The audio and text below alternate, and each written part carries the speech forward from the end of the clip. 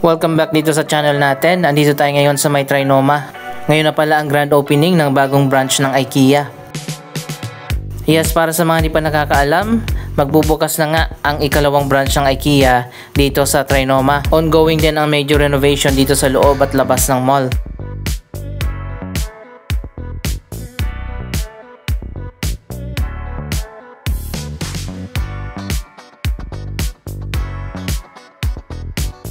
Ito na pala ang bagong design ng ceiling sa may entrance na connected sa MRT.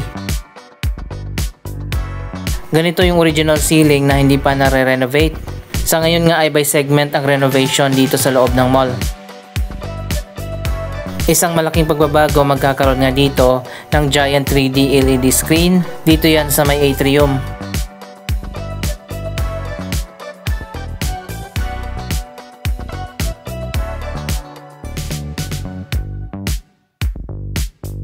Tapos na yung ibang mga poste dito, na-renovate na. Ito na yung bagong design.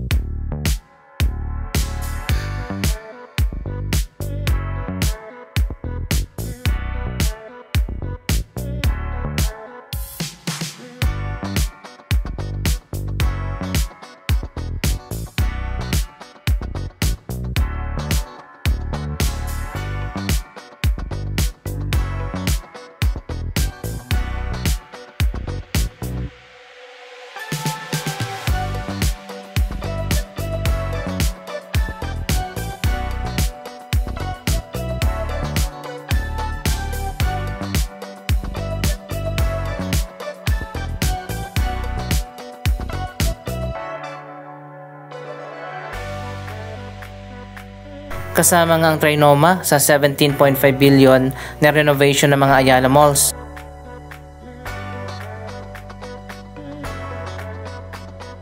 So ayan guys, abangan natin itong bagong giant LED screen dito sa may stage kung saan ginaganap ang iba't ibang mga events dito sa Trinoma.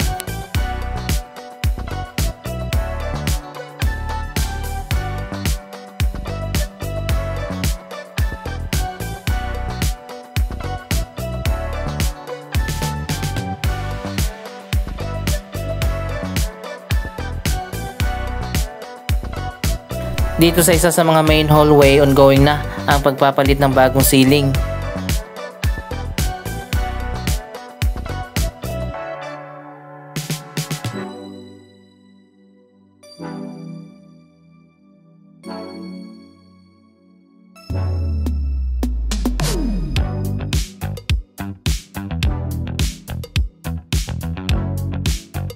Ayan nga, makikita na natin ang bagong design.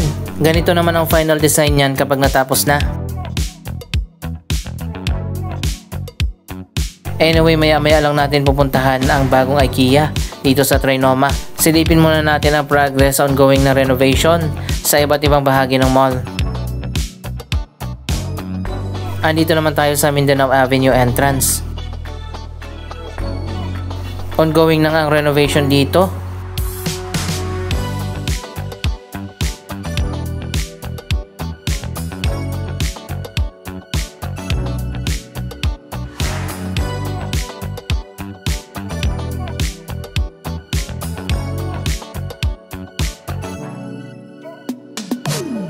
Makikita pala natin dito yung progress sa dalawang bagong office tower dyan sa Vertis North, ang Tower 4 at Tower 5.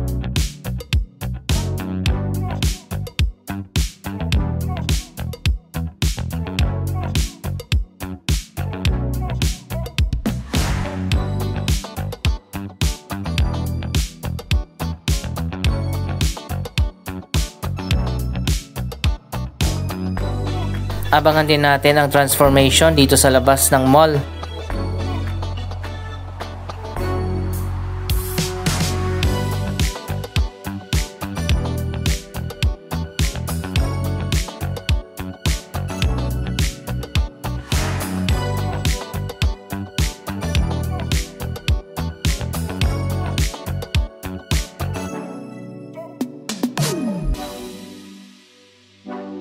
Ang Sky Garden naman totally closed na nga dahil tuloy-tuloy na nga ang renovation dyan sa taas. Napakaganda ng bagong design ng Sky Garden kapag natapos na.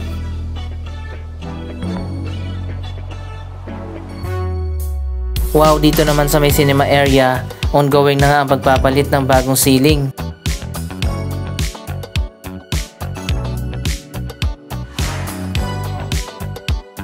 Yung buong cinema lobby na talaga yung ginagawa.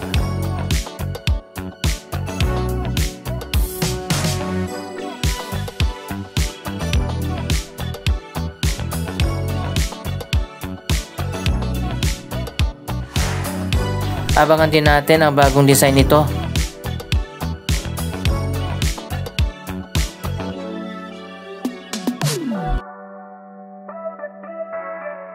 Eto na pala, may dagdag na bagong design.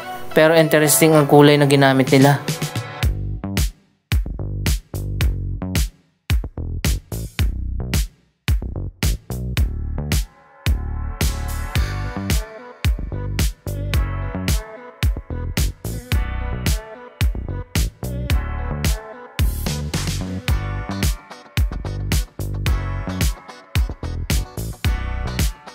Napakalawak ng buong Trinoma kaya matagal pa bago matapos ang proyektong ito.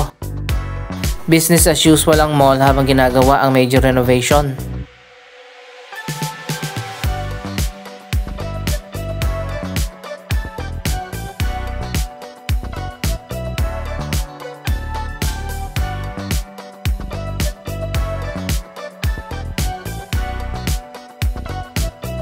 Dito pala sila sa taas nagsimula, pati na sa atrium at sky garden.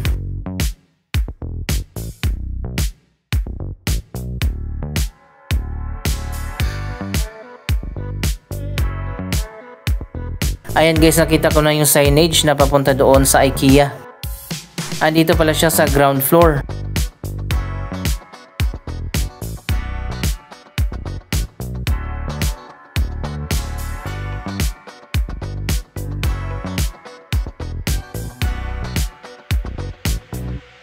Ayan, ito na nga ang bagong IKEA store dito sa Trinoma.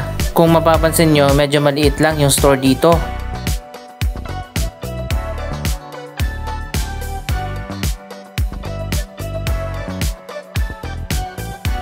Ang IKEA branch dito sa Trinoma ay isang plan and order shop. Ibig sabihin, kung may gusto ka na items mula sa Trinoma, pwede mo siyang orderin dito sa IKEA Trinoma branch at dito mo na rin pipick upin, na hindi mo na kailangan pang pumunta doon sa may IKEA sa Mall of Asia.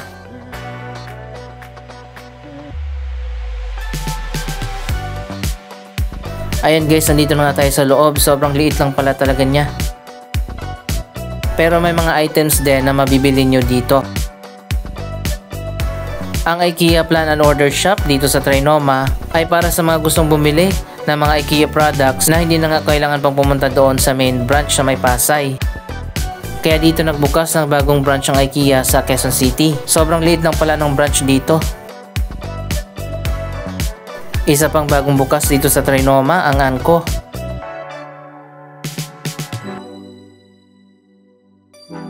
Wow, mas maganda pa dito. Sobrang laki ng branch nila.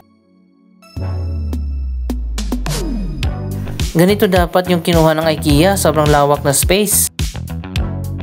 Tingnan nyo dito sa loob ng Anko, ang daming merchandise na mabibili. Sobrang lawak talaga niya, tingnan nyo. Wala rin palang Swedish Bistro, Cafe at Market ang IKEA branch dito sa Trinoma. Sana man lang naglagay ng cafe at bistro. Anyway, magbubukas pa ng iba't ibang Anko branches sa mga Ayala malls.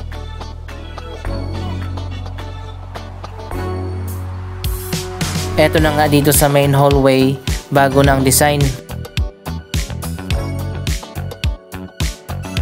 Ginagawa na yung bagong ceiling at may dagdag na parang mga balcony area.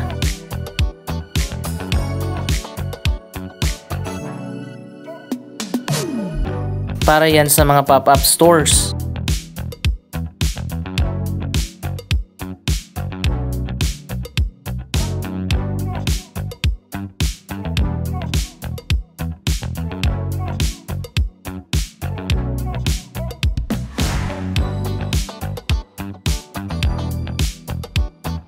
Napakalawak talaga ng atrium ng Trinoma, pero confusing din ang mall design nito, parang glorieta.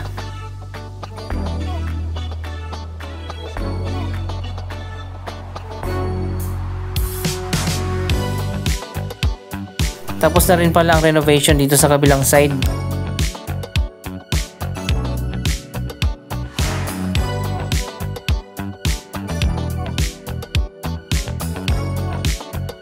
Isa sa mga anchor tenant ng mga Ayala Malls ang Landmark. May food court dito at supermarket.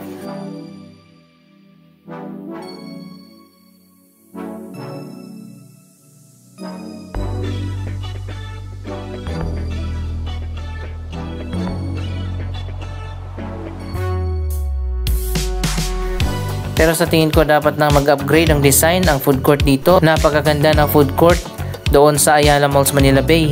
May bagong bukas na Landmark doon. Pati ng supermarket napakaganda.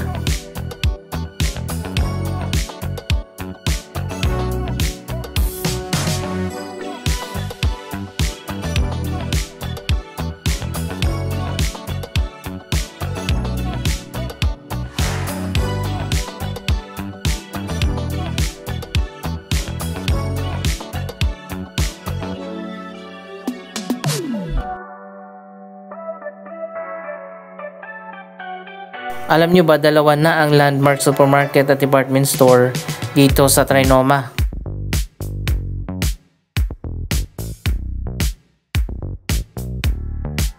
Punta tayo doon sa kabila.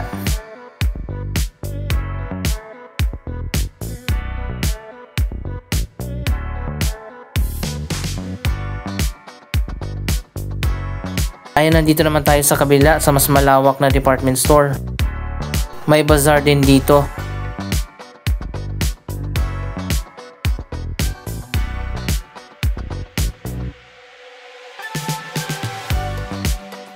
Ilang floors din ang department store dito. At may chapel pa dito sa loob.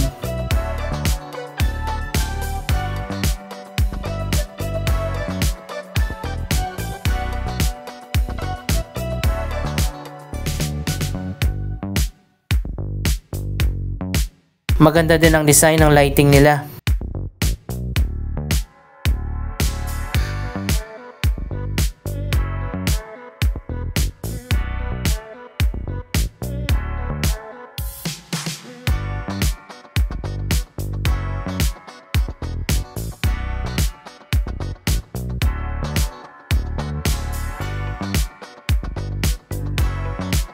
At meron ding food court dito, kaso konti lang yung food choices. Dito sa taas pala yan, pero dito sa baba mas marami.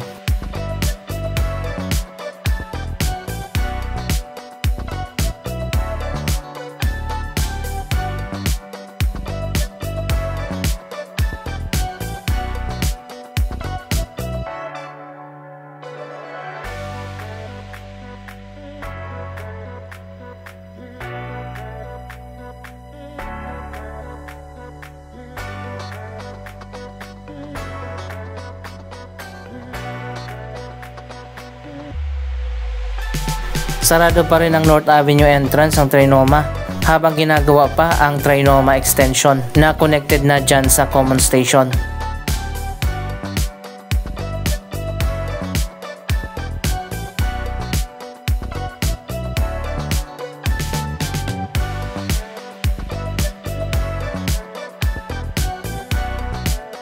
Ito naman ang ikalawang supermarket ng Landmark.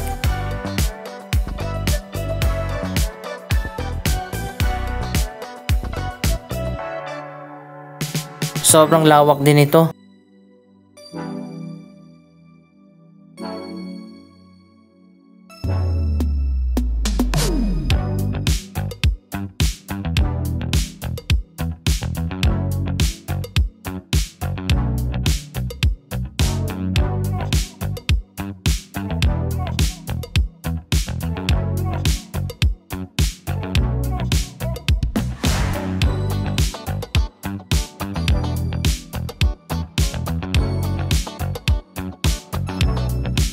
Eto na, papasilip ko na sa inyo yung progress ng Trinoma extension. Ilang floors din itong bagong mall. Umabot na nga siya hanggang dito sa may EDSA at North Avenue.